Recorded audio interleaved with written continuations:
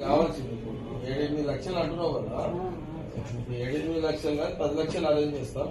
ఆ 8 లక్షలు ట్రీట్మెంట్ కి పెట్టుకోండి. 2 ట్రీట్మెంట్ ఎక్కడైనా చేయాలంటున్నావు కదా, ఎక్కడైనా చేయాలంటున్నావు కదా.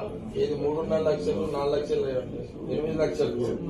ఆ 8 లక్షలు ఎక్కడ టైం ట్రీట్మెంట్ చేసుకోండి. 2 లక్షలు ఎక్స్ట్రా ఇస్తాం, 10 లక్షలు ఇస్తున్నా. ఆ 10 లక్షలతో ట్రీట్మెంట్ చేసుకొని సక్సెస్ అయ్యి నాకు కనబడచ్చు.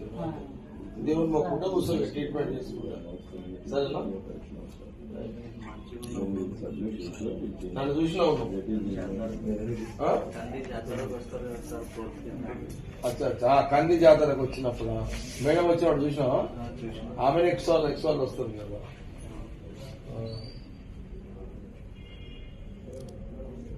ఆయన గట్టి నువ్వు ఆయన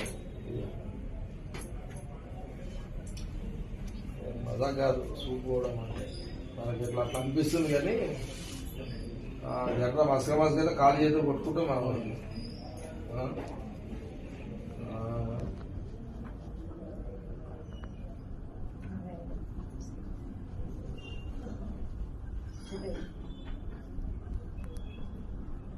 రైట్. ఏమైందా?